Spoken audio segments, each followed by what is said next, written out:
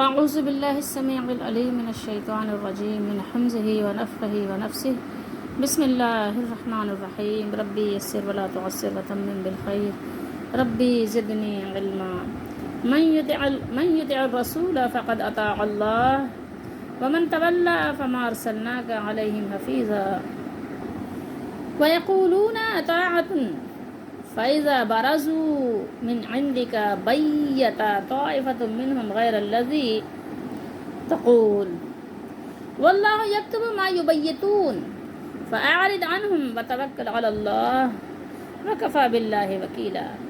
یہ دو آیات ہیں، آیت نمبر 80 اور 81، سورہ نساء ہے، 5واں سپارہ ہے۔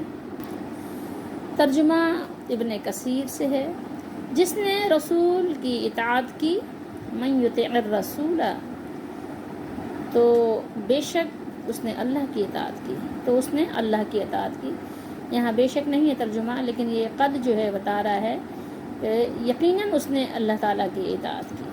ٹھیک ہے، ابھی ہم اس پر تفصیلی بات کریں گے کہ کیا اس کا کیا مطلب ہے۔ لوگوں نے اس سے متعلق جو ہے اس آیت مبارکہ کا جو ٹکڑا ہے، اس سے لوگوں نے کچھ باتیں ایسی کی ہیں جو قرآن مجید اور احادیث مبارکہ کے منافی ہیں۔ ومن تولی، تولی کہتے ہیں منہ پھیرنے کو، ٹھیک ہے، پلٹ جانے کو، رخ موڑ لینے کو۔ اور جس نے منہ موڑا تو ہم نے آپ کو ان پر نگہبان بنا کر نہیں بھیجا۔ اور منافق کہتے ہیں، اور منافق کیا کہتے ہیں؟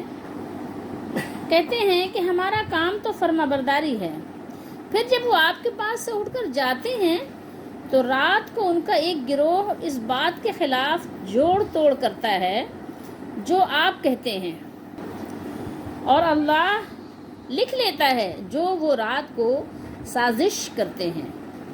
رات کو ما یبیتون، ٹھیک ہے، باتا یبیتو سے یہ بیت جو ہے یہ رات کی، یعنی ان کی جو پلاننگ ہوتی ہے اس کے بارے میں بات ہو رہی ہے۔ چنانچہ آپ انہیں جانے دیں، آپ ان سے اعراض کریں، آپ ان سے اعراض کیجئے، فاعرض عنہم، ان لوگوں سے، اور اللہ پر بھروسہ کریں، وتوکل علی اللہ، اور اللہ کارساز یعنی اللہ کافی ہے، کفایت کرنے والا، کاموں کو بنانے والا، کاموں کو درست کرنے والا، اللہ کافی ہے۔ ٹھیک ہے، کس لحاظ سے؟ کفایت کے لحاظ سے، درستی کے لحاظ سے اللہ تعالیٰ کافی ہے کہ وہ کاموں میں درستی کے سامان مہیا فرمائے گا، تو اس لحاظ سے اللہ تعالیٰ کافی بھی ہے اور وکیل بھی ہے۔ ٹھیک ہے، من یطع الرسول، جس نے بھی رسول اللہ صلی اللہ علیہ وسلم کا حکم مانا، اطاعت کی، فرما برداری کی، تو اس کے بارے میں اللہ تعالیٰ نے ارشاد فرمایا کہ اس نے بے شک اللہ ہی کا حکم مانا۔ ٹھیک ہے، تو نبی کریم صلی اللہ علیہ وآلہ وسلم اللہ کے رسول ہیں اور مبلغ ہیں۔ رسول اللہ صلی اللہ علیہ وسلم کی اطاعت اللہ کی اطاعت ہے۔ کیوں؟ اس لیے کہ رسول اللہ صلی اللہ علیہ وآلہ وسلم دین کی کوئی بات، جائز اور ناجائز کا کوئی فتویٰ، حلال و حرام کے بارے میں کوئی حکم اپنی طرف سے نہیں دیتے، بلکہ وہ بیان فرماتے ہیں جو آپ صلی اللہ علیہ وآلہ وسلم کو اللہ کی طرف سے وحی آتی ہے، اللہ کی طرف سے حکم آتا ہے۔ تو رسول اللہ صلی اللہ علیہ وسلم کی بات ماننے کا مقصد کیا ہے کہ بے شک اللہ کی بات مانی جا رہی ہے۔ اگر آپ رسول اللہ کی نافرمانی کر رہے ہیں تو اللہ کی نافرمانی کر رہے ہیں، کیونکہ رسول اللہ صلی اللہ تعالیٰ علیہ وآلہ وسلم نے رسالت کا دعویٰ خود بخود نہیں کیا، بلکہ اللہ تعالیٰ کی طرف سے عطا کردہ رسالت کو بیان فرمایا کہ اللہ نے آپ کو رسول بنایا ہے۔ اور رسول کی اطاعت اللہ تعالیٰ نے، اس سے پہلے ہم پڑھ چکے ہیں کہ رسول کی اطاعت کیوں کی جاتی ہے؟ اللہ کے حکم سے کی جاتی ہے۔ آیت نمبر 64 میں اللہ تعالیٰ نے ارشاد فرمایا کہ وما ارسلنا من رسول الا لیطاع باذن اللہ، اور ہم نے کوئی رسول نہیں بھیجا مگر اس لیے کہ اللہ کے حکم سے اس کی اطاعت، اس کی فرما برداری کی جائے، اس کی بات مانی جائے۔ کیوں؟ اللہ کے حکم سے، کیونکہ اللہ کا حکم یہی ہے۔ لیکن بہت سے ناسمجھ لوگوں نے یہاں سے کیا فتویٰ نکال لیا، کیا مسئلہ نکال لیا یا گڑھ لیا کہ رسول اللہ کی اطاعت کرنا، اللہ کی اطاعت کرنا ہے، تو نعوذ باللہ رسول اللہ صلی اللہ علیہ وآلہ وسلم ہی اللہ ہیں۔ کہ جو رسول کی شکل میں دنیا میں آ گئے، نعوذ باللہ استغفر اللہ، اس طرح کے لوگوں نے بہت ساری باتیں، بہت سارے اشعار آپ کو سننے کو ملیں گے، اور بہت ساری کتابوں میں اس طرح کی باتیں لکھی ہوئی ہیں۔ اللہ تعالی ہم سب کی حفاظت فرمائے اور ہمیں قرآن و سنت کو صحیح طریقے سے سمجھنے کی توفیق عطا فرمائے۔ اور اس آیت مبارکہ سے ان لوگوں کی باتوں کا بھی رد ہو جاتا ہے جو کہتے ہیں کہ قرآن کی مانو اور حدیث کا اعتبار نہیں ہے۔ ان کی باتوں کا اس لیے رد ہو جاتا ہے کہ آپ دیکھیے کہ آپ قرآن مجید پڑھ کر ساری چیزیں نہیں سمجھ سکتے جب تک کہ آپ رسول اللہ صلی اللہ علیہ وسلم کی سنت کی طرف نہیں دیکھیں گے، آپ کی احادیث سے رہنمائی حاصل نہیں کریں گے۔ وہ آپ کسی بھی صورت میں، نماز ہو، روزہ ہو، حج ہو، زکوٰۃ ہو، یا دیگر اور بھی اس کے علاوہ جو بھی امور ہیں، آپ سمجھ ہی نہیں سکتے جب تک کہ سنت سے آپ رہنمائی حاصل نہیں کریں گے۔ ٹھیک ہے، تو شریعت کے تمام احکامات میں آپ کو رسول اللہ صلی اللہ تعالیٰ علیہ وآلہ وسلم کی محتاجگی لازمی ہے۔ ٹھیک ہے، قرآن مجید سمجھنے کے لیے کوئی شخص سنت سے بے نیاز نہیں ہو سکتا، حدیث سے بے نیاز نہیں ہو سکتا۔ آپ اس سے اندازہ لگا سکتے ہیں اچھی طریقے سے کہ حدیث کی کتنی اہمیت ہے شریعت اسلام میں۔ اور رسول اللہ صلی اللہ علیہ وآلہ وسلم نے خود ارشاد فرمایا کہ مجھے قرآن کے مثل بھی دیا گیا ہے۔ قرآن کی مثل یعنی جیسے آپ نے قرآن بیان کیا کہ قرآن ہے، اسی طریقے سے آپ کو قرآن کے علاوہ بھی قرآن کی وضاحت اور اس کی تشریح آپ صلی اللہ علیہ وسلم کو سمجھائی اور سکھائی گئی ہے، جو کہ قرآن میں نہیں ہے، جو ہمیں حدیث سے ملتی ہے۔ تو قرآن کی ہی طرح رسول اللہ صلی اللہ تعالیٰ علیہ وآلہ وسلم کی احادیث بھی ہیں جس پر ہمارے لیے عمل کرنا لازم اور ضروری ہے، اور اس کے بغیر قرآن کو سمجھنا ہمارے لیے ناممکن ہے۔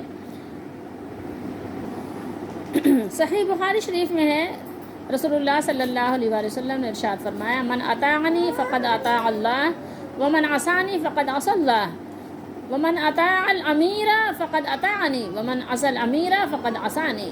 جس نے میری اطاعت کی اس نے اللہ تعالیٰ کی اطاعت کی، اور جس نے میری نافرمانی کی تو اس نے اللہ تعالیٰ کی نافرمانی کی۔ جس نے میرے امیر کی اطاعت کی اس نے میری اطاعت کی، امیر یعنی خلیفہ کی، جو سنت اور قرآن کے مطابق فیصلہ کرے، اور جس نے امیر یعنی خلیفہ کی نافرمانی کی اس نے گویا میری نافرمانی کی، میری یعنی نبی صلی اللہ علیہ وسلم کی نافرمانی کی۔ اب آپ سوچئے، یہ حدیث آپ کو بخاری مسلم دونوں میں ملے گی، موجود ہے یہ حدیث۔ اللہ تعالیٰ ہم سب کو سمجھنے توفیق دے۔ کیا امیر اور خلیفہ کو آپ رسول کہہ دیں گے؟ جیسے آپ رسول کو نعوذ باللہ کہہ دیتے ہیں کہ وہ اللہ ہیں، تو اللہ تعالیٰ سمجھنے کی توفیق دے اور اس قدر گمراہی سے اور دلالت سے اللہ تعالیٰ ہم سب کو بچائے رکھے۔ تو بات سمجھنے کی ہوتی ہے، بات سمجھنی چاہیے۔ اور بہت سے لوگ اسی طریقے سے اس بات پر کہہ دیتے ہیں کہ رسول اللہ صلی اللہ علیہ وسلم کوئی بات اپنی خواہش نفس سے نہیں کرتے، تو وہ پھر ہر بات کو ہی پھر کہہ دیتے ہیں کہ کیا اس پہ بھی نعوذ باللہ باتیں بنا لیتے ہیں کہ جو گھر میں آپ اپنے ازواج مطہرات سے بات کرتے ہیں، یا جو آپ اپنے قضائے حاجت کے جانے آنے کے لیے بات کرتے ہیں، یا جو آپ دنیاوی ضروریات کی بات کرتے ہیں، گفتگو کرتے ہیں، تو کیا سب وہ وحی ہے؟ نہیں بھائی، بات یہ نہیں، شریعت کی بات ہو رہی ہے۔ شریعت سے متعلق جو رسول اللہ صلی اللہ علیہ وسلم بات کرتے ہیں، جو دین کے حوالے سے بات کرتے ہیں، جو اسلام کے وہ احکامات بیان کرتے ہیں، وہ سب وحی الہی ہے۔ دیگر جو امور ہیں آپ کے، جو گھریلو امور ہیں، جو آپ کی ضروریات زندگی ہیں، وہ وحی الہی نہیں ہیں۔ لیکن لوگ کیا کرتے ہیں کہ چار باتوں کو ملا کے خلط ملط کر کے وہ ایک پتہ نہیں کیا ایک عجیب قسم کا ملیدہ بنا کر جو ہے وہ لوگوں کو سمجھانے کی اور لوگوں کے اندر جو ہے کیا کہتے ہیں اس کو ڈالنے کی کوشش کرتے ہیں۔ اللہ تعالیٰ ہدایت نصیب فرمائے۔ ومن تولا، اور جس نے منہ پھیرا، یہ بات آ گئی نا، ومن تولا، اور جس نے بھی، جو کوئی بھی، تولا منہ پھیرا، ٹھیک ہے، جس نے بھی منہ پھیرا، جس نے روگردانی کی، جس نے پیٹھ پھیری، جس نے اعراض کیا، تو اس کا جواب اللہ تعالیٰ نے یہاں یہ عطا فرمایا کہ فما ارسلناک علیہم حفیظا، ٹھیک ہے، تو ہم نے آپ کو ان کا نگہبان بنا کر نہیں بھیجا، ٹھیک ہے، کہ ہاں آپ جو ہے ان کے نگہبان ہیں، ان کے بارے میں آپ سے سوال ہوگا، نہیں، آپ کا کام تو پہنچانا ہے، آپ کا کام تبلیغ ہے۔ وہ مانیں گے تو ان کا اپنا بھلا ہے، وہ نہیں مانیں گے تو ظاہر ہے وہ اس کے ذمہ دار خود ہیں۔ آپ صلی اللہ علیہ وسلم کی ذمہ داری تو یہ ہے کہ آپ اللہ کا پیغام اللہ کے بندوں کو پہنچا دیجئے۔ اللہ تعالیٰ نے آپ پر اسی بات کی ذمہ داری رکھی ہے کہ آپ دین کو پہنچا دیجئے۔ تو جو آپ کی اتباع کرے وہ سعادت مند ہے، وہ کامیاب ہے، ٹھیک ہے، اور آپ کو بھی اس کا اجر و ثواب ملے گا جو آپ اتنی محنت اور مشقت کے ساتھ اللہ کا دین پہنچا رہے ہیں۔ اس کے بدلے میں لوگوں سے طرح طرح کی اذیت ناک باتیں بھی آپ برداشت کر رہے ہیں، اور جو آپ صلی اللہ علیہ وسلم کی نافرمانی کرے تو وہ ناکام و نامراد ہے، اور آپ صلی اللہ علیہ وآلہ وسلم سے اس کے بارے میں کوئی باز پرس نہیں ہوگی۔ صحیح مسلم شریف کی حدیث شریف ہے، رسول اللہ صلی اللہ علیہ وسلم نے ارشاد فرمایا، جو اللہ اس کے رسول کی اطاعت کرے تو اس نے اپنی درستی کا سامان مہیا کر لیا، اور جو اللہ اس کے رسول کی نافرمانی کرے تو وہ اپنا ہی نقصان کرے گا۔ اب یہاں تھوڑی دیر کے لیے غور کیجئے، میرے اور آپ کے غور کرنے کا مقام ہے کہ کوئی کتنا ہی بلند و بانگ، کوئی کتنا ہی اونچا جب یعنی بول کر دعویٰ کرے کہ ہم جو ہے اللہ تعالیٰ کے فرما بردار ہیں، ہم قرآن کو ماننے والے ہیں، ہم قرآن پر عمل کرنے والے ہیں، لیکن آپ دیکھیے کہ اللہ تعالیٰ نے کھول کر بالکل واضح دو ٹوک انداز میں بیان کر دیا کہ اللہ کا فرما بردار وہی ہے، اللہ تعالیٰ کا اطاعت گزار وہی ہے جس نے رسول اللہ صلی اللہ علیہ وآلہ وسلم کی اطاعت کی۔ لاکھ کوئی دعویٰ کرے لیکن اس کا دعویٰ کیا ہے؟ قبول نہیں ہوگا، اس کا دعویٰ تسلیم نہیں کیا جائے گا۔ اس سے پہلے ہم پڑھ بھی چکے ہیں، اور یہ تو ہمیں پتہ بھی ہے کہ قرآن کی ایک آیت کا دوسری آیت سے ایک ربط ہوتا ہے۔ تو اتباع قرآن کا دعویٰ اس کا جھوٹا ہوگا جب تک کہ اللہ کے رسول صلی اللہ علیہ وسلم کی سنت کا پابند نہ ہو، جب تک کہ رسول اللہ صلی اللہ علیہ وسلم کی سنت پر عمل نہیں ہوگا۔ قرآن کا دعویٰ صرف دعویٰ ہوگا، دلیل سے وہ محروم ہوگا۔ رسول اللہ صلی اللہ تعالیٰ علیہ وآلہ وسلم کو بذات خود اپنے طور پر بہت غم اور دکھ ہوتا تھا جب لوگ رسول اللہ صلی اللہ علیہ وسلم کو جھٹلاتے تھے اور آپ کی باتیں نہیں مانتے تھے اور کفر پر اڑے ہوئے تھے۔ تو اللہ تعالیٰ نے یہاں آپ صلی اللہ علیہ وسلم کو ایک تسلی بھی دی ہے کہ آپ ان کے لیے اتنا پریشان نہ ہوئیے، آپ صلی اللہ تعالیٰ علیہ وآلہ وسلم سے پوچھا ہی نہیں جائے گا ان کے بارے میں، یہ اس لائق نہیں ہے۔ تو یہاں پر آپ صلی اللہ علیہ وسلم کی تسلی بھی ہے، اور جگہ جگہ قرآن میں اللہ نے بیان بھی فرمایا کہ آپ غم نہ کیجئے، آپ رنجیدہ نہ ہوئیے کہ آپ اپنی جان کو کھو دیں گے۔ تو آپ صلی اللہ علیہ وسلم کو بہت زیادہ غم ہوتا تھا، تو اس لیے اللہ تعالیٰ نے آپ کو تسلی دی کہ آپ کے لیے اس میں کوئی پریشانی کی بات نہیں، اگر مانیں گے تو ان کا اپنا بھلا ہے، نہیں مانیں گے تو ذمہ داری بھی انہیں پر ہے۔ وَيَقُولُونَ طَاعَةٌ، یہاں پر آپ یہ کہیے کہ منافقین کی ایک مذموم خصلت بیان فرمائی ہے، اور آپ یہ بھی کہہ سکتے ہیں کہ ان کی ایک بے وقوفی کا ذکر ہے، ٹھیک ہے، اور ان کو اللہ تعالیٰ نے سرزنش بھی کی ہے، ٹھیک ہے۔ آپ صلی اللہ علیہ وسلم کو ان کی حرکات سیئہ یعنی بری حرکت سے چشم پوشی اور اللہ تعالیٰ پر توکل کا حکم فرمایا ہے۔ اچھا، اب آپ آئیے ذرا دیکھیے کہ بیتہ کا لفظ کیا ہے؟ بیتہ اصل میں ہے بیتن سے، بیت کہتے ہیں گھر کو، جیسے دار کہتے ہیں گھر کو، دار لیکن ایک وسیع لفظ ہے، اور بیت جو ہے وہ یعنی ہر گھر کو بیت کہہ دیتے ہیں، تو بیت سے ہے یہ، ٹھیک ہے۔ تو انسان عمومی طور پر کیا ہے؟ رات کو گھر میں رہتا ہے، ٹھیک ہے، اور رات گزارنے کو باتا کہتے ہیں، ٹھیک ہے، رات گزارنے کو باتا کہتے ہیں، اور بیت گھر کو کہتے ہیں۔ تو بیتہ تو عمومی طور پر بات یہ ہے کہ انسان رات کے وقت، رات کے اوقات میں جب وہ فارغ ہوتا ہے تو اپنے معاملات میں کیا کرتا ہے؟ غور و فکر کرتا ہے، ٹھیک ہے، اور یہ بیتہ جو ہے یعنی نہایت غور و فکر کے ساتھ کسی بھی معاملے میں تفکر کرنا۔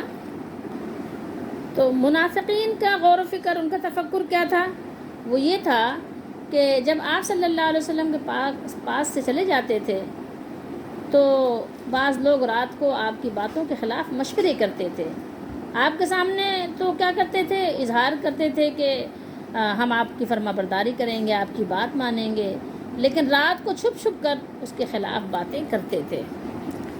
طائفہ کہتے ہیں گروہ کو، ٹھیک ہے، تو یہ طائفہ سے مراد یہاں لیڈروں کا گروہ ہے، ٹھیک ہے، جن کو آپ اپنا قائد بنا لیتے ہیں، ٹھیک ہے۔ تو اب یہ جو آپ کے لیڈر ہیں تو عوام تو ظاہر ہے عام طور پر ان کے پیچھے چلتی ہے نا، تو وہ پیچھے چلنے والے ہوتے ہیں۔ تو یہ ان کا جو قائدوں کا جو گروہ تھا، تو ان کا یہ کام تھا کہ رسول اللہ صلی اللہ علیہ وسلم کی مخالفت میں مشورے کرتے تھے. لیکن آپ حماقت اور ان کی بے وقوفی دیکھیے کہ آپ صلی اللہ تعالیٰ علیہ وآلہ وسلم سے تو چھپ جاتے تھے، آپ کے سامنے تو وہ یعنی اس طرح سے فریب اور دھوکہ کر لیتے تھے، لیکن ان کو اتنا نہیں معلوم تھا، یقین اتنا کمزور تھا کہ اللہ تعالیٰ تو جانتا ہے، اللہ دیکھ رہا ہے، اللہ کو سب ہمارے یعنی جتنے بھی ہمارے یہ کارنامے ہیں اس کو سب کی خبر ہے، کیونکہ وہ علیم و خبیر ہے. لیکن ان کی بے وقوفی کی انتہا ہے جو اللہ تعالیٰ نے یہاں پر بیان فرمایا، لوگوں کو سمجھایا بھی کہ بھائی سب سے پہلے تو آپ نے اللہ سے ڈرنا ہے، اللہ تعالیٰ سے حیا کرنی ہے، کہ اس کو سب کچھ معلوم ہے. لیکن آپ عجیب لوگ ہو کہ رسول اللہ صلی اللہ تعالیٰ علیہ وآلہ وسلم کے سامنے تو اپنی یعنی اطاعت گزاری کا یقین دلاتے ہو، مگر رات کو جو منصوبے گڑھتے ہو اس سے تم بے خبر ہو جاتے ہو کہ اس مالک کو جس نے اللہ کے نبی صلی اللہ علیہ وآلہ وسلم کی رسالت اور نبوت عطا فرمائی ہے اس کو تو سب کی خبر ہے. تو رسول اللہ صلی اللہ علیہ وسلم کے سامنے تو تم ایسا کر لیتے ہو، لیکن پھر اللہ تعالیٰ سے کیسے چھپو گے؟ واللہ یکتب ما یبیتون، یعنی اللہ تعالیٰ انہیں جانتا ہے اور ان کی تمام باتوں کو اس کے وہ نگران فرشتے لکھ لیتے ہیں جو تمام بندوں کے ساتھ مقرر کیے گئے ہیں، اور وہ بندوں کے افعال کو جانتے ہیں. اللہ تعالیٰ نے ان کی سرزنش کی ہے کہ وہ ان کی آپس میں چھپ چھپ کر کی ہوئی تمام باتوں کو خوب جانتا ہے، اور راتوں کو چھپ کر رسول اللہ صلی اللہ علیہ وسلم کی مخالفت اور نافرمانی کے جو منصوبے بناتے ہیں اللہ تعالیٰ ان سب سے بھی خوب آگاہ ہے. اس لیے وہ ان کو اس کی ضرور سزا دے گا، گو انہوں نے بظاہر اطاعت اور موافقت کا اقرار ہی کیوں نہ کیا ہو، جیسا کہ اللہ تعالیٰ نے فرمایا ہے وَيَقُولُونَ آمَنَّا بِاللَّهِ وَبِالرَّسُولِ وَأَطَعْنَا ثُمَّ يَتَوَلَّ فَرِيقٌ مِّنْهُم مِّن بَعْدِ ذَلِكَ، سورہ نور میں. اور بعض لوگ کہتے ہیں کہ ہم اللہ پر اور اللہ کے رسول پر ایمان لائے اور ان کا حکم مان لیا، پھر اس کے بعد ان میں سے ایک گروہ پھر جاتا ہے. فَأَعْرِضْ عَنْهُمْ، کیا فرمایا اللہ نے؟ فَأَعْرِضْ عَنْهُمْ، یہ یہاں پر یعنی ان سے درگزر کیجئے، ان سے درگزر کریں، آپ ان پر شفقت کریں. ہوتا ہے نا کوئی ضدی بچہ ہو تو ماں باپ کیا کرتے ہیں؟ شفقت ہی کرتے ہیں کہ شاید یہ اب مان جائے، شاید یہ اب مان جائے. آخر وقت تک جو ہے نا ماں باپ ہار تو نہیں مانتے، اس کے لیے کیا شفقت کی بازو بچھاتے ہیں. تو اللہ نے فرمایا کہ ان سے اعراض کیجئے، ان پر شفقت کیجئے، نرمی کا معاملہ کیجئے ان کے ساتھ، ٹھیک ہے، درگزر کا معاملہ کیجئے، ان کا مواخذہ نہ کیجئے. کیونکہ میں اور آپ تو کیا کرتے ہیں؟ مواخذے میں جلدی کرتے ہیں. اگر کوئی ہمارا دشمن ہو تو ہم کیا کرتے ہیں؟ ہم تو چاہتے ہیں تو دانت چباتے ہیں کہ کسی طرح سے ہو ملے تو اس کو ہم کیا کریں، اس کو مسل کے رکھ دیں. لیکن اللہ تعالیٰ کا دیکھیے کہ اس کا معاملہ بندوں کے ساتھ کتنا مہربانی والا ہے، کتنی رحمت و شفقت والا ہے. یعنی مہربانی، ایک تو مہربانی اور دوسری مہربانی کی انتہا. فَأَعْرِضْ عَنْهُمْ، ان سے درگزر کریں اور ان کا مواخذہ بھی نہ کریں، اور لوگوں کے سامنے ان کے راز، ان کے عیوب کو کھولے بھی نہیں، ان کا پردہ فاش بھی نہ کریں. آپ اور میں ہوں تو کیا کریں؟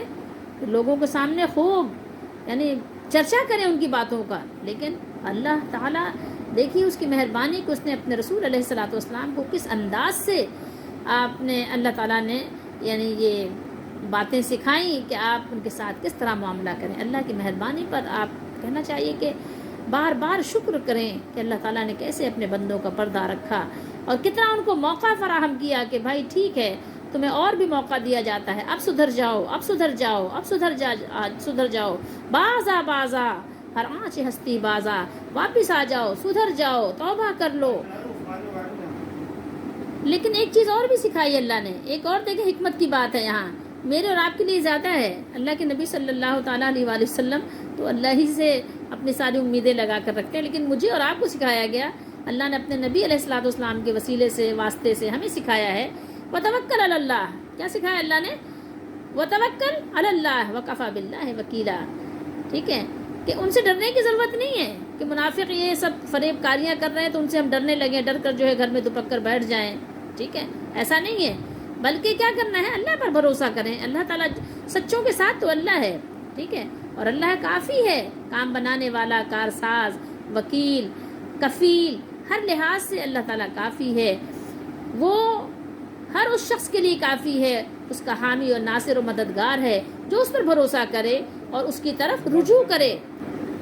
اور ان بیوقوفوں سے کیا ڈرنا ہے؟ بیوقوف لوگ تو آپ دیکھیں کہ ایسی بیوقوفی تھی ان کی کہ یہ ایک ہوتا ہے، آپ لوگ کہتے ہیں شگون، ایک بدشگونی، تو اللہ کے نبی صلی اللہ علیہ وسلم سے اور صحابہ سے بدشگونی لیتے تھے. کیا کہتے تھے؟ اس سے پہلے ہم نے پڑھا تھا کہ اگر کوئی فائدہ پہنچے، کوئی خوشحالی آ جائے، درختوں میں پھل زیادہ آ جائیں، فصلیں اچھی ہو جائیں، بیٹے پیدا ہو جائیں، اولاد کی فراوانی ہو جائے، تو پھر وہ کہتے تھے کہ یہ دیکھو یہ تو اللہ تعالیٰ کی طرف سے مہربانی ہو گئی. اور اگر جنگوں میں ناکامی ہو جائے، جیسے احد میں ہو گئی تھی، آزمائش آ گئی، یا کسی اور قسم کی کوئی تکلیف آ جائے، بیماری آ جائے، تو پھر کیا بدشگونی کس سے لیتے تھے؟ اللہ کے نبی سے. یہ اتنے احمق اور بیوقوف لوگ ہیں. یہ بیوقوفوں سے تھوڑی ڈرنا چاہیے. اور اس سے پہلے ہم یہ بھی پڑھ چکے ہیں کہ شیطان کا جو اس کے مکر و فریب ہیں وہ بہت کمزور ہیں. انا قید الشیطان کان ضعیفا، کہ شیطان کی جو 420 ہیں، فریب کاریاں ہیں، اس کی جو چالیں ہیں وہ بہت ہی کمزور ہیں، جبکہ اللہ تعالیٰ کی طرف سے اس کی جو مدد ہے، نصرت ہے، تائید ہے، دستگیری ہے، رہنمائی ہے، وہ بہت مضبوط ہے. اب آپ دیکھیے کہ کتنے اللہ تعالیٰ نے وضاحت کے ساتھ، کتنے کھول کر اور بالکل واضح انداز میں اللہ تعالیٰ نے منافقوں کا رویہ بیان کیا. ان کا رویہ تھا کہ بظاہر تو اطاعت و تسلیم کا اقرار کرتے، اور در پردہ کیا کرتے؟ سازشوں کا جال بنا کرتے. اللہ تعالیٰ کی کارسازی کا کرشمہ دنیا بھر نے دیکھا کہ دشمنوں کی ساری سازشیں تار عنکبوت سے بھی زیادہ کمزور ثابت ہوئی. تار عنکبوت یعنی کہیے کہ مکڑی کے جالوں سے بھی زیادہ. مکڑی کے جالے کتنے کمزور ہوتے ہیں. اسی طریقے سے منافقوں کے بھی جتنے جال تھے، شیطانوں کے جتنے جال تھے، وہ ہے جو قید الشیطان کان ضعیفا کی طرح اللہ تعالیٰ نے ان کو کیا کیا؟ بالکل برباد کر دیا. اور جو بھی فتنے اور سورش انہوں نے رسول کریم صلی اللہ تعالیٰ علیہ وآلہ وسلم کو اور آپ کے مشن کو ناکام کرنے کے لیے برپا کی، وہ خود ان کی ہلاکت اور رسوائی کا باعث بنے. اور جو ان کی دو رخی کہیے یا کہیے کہ ڈیول پالیسی جو تھی، وہ انہی کو لے ڈوبی. آج بھی ایسے آپ کو بہت سے لوگ ملیں گے کہ کسی ہمارے سلف صالحین کا قول ہے کہ اللہ تعالیٰ اگر سارے منافقوں کو موت دے دے ایک وقت میں، کہ بیک وقت اگر سارے منافقین مر جائیں، تو آپ کو زمین پر اللہ کی جو آباد کردہ بستیاں ہیں ان پہ چلتے پھرتے آپ کو ڈر محسوس ہو. آپ کیسے چلے پھریں؟ اتنا سناٹا ہو جائے گا، دنیا انسانوں سے اتنا خالی ہو جائے گی اگر ایک ساتھ سارے منافقین کو اللہ تعالیٰ موت دے دے. تو آج بھی منافقین کی کوئی کمی نہیں ہے. آج بھی آپ کو ایسے لوگ ملیں گے جو آپ کے سامنے بیٹھیں گے تو ایسے بلند و بانگ دعوے کریں گے کہ ہم تو بس قرآن کو ماننے والے ہیں، حدیث کو ماننے والے ہیں، سنتوں پر مر مٹنے والے ہیں. ہم تو جو ہے رسول صلی اللہ علیہ وسلم کی شان میں اگر ایک بات ہو جائے تو ہم برداشت نہیں کر سکتے. حالانکہ یہی وہ لوگ ہیں جو اتنے بلند و بانگ دعوے کرتے ہیں، ہر وقت رسول اللہ صلی اللہ تعالیٰ علیہ وآلہ وسلم کی سنتوں کی خلاف ورزی کرتے ہیں. اگر آپ یہ کہیں تو بات کچھ یعنی مبالغہ نہیں ہوگی کہ یہ رسول اللہ صلی اللہ علیہ وسلم سے بغاوت کرتے ہیں اور سنتوں کا قتل عام کرتے ہیں. لیکن جب آپ ان سے باتیں کریں گے تو ایسا لگے گا کہ ان سے زیادہ یعنی سلیم الفطرت، ان سے زیادہ قرآن و سنت کو سمجھنے والا، ان سے زیادہ اللہ اس کے رسول کا فرما بردار کوئی اور ہوگا ہی نہیں. ایسی ایسی باتیں کہ آپ اش کر اٹھیں، آپ داد دیے بغیر نہ رہ سکیں کہ کیا خوب باتیں کرتے ہیں، کیا خوب لوگ ہیں.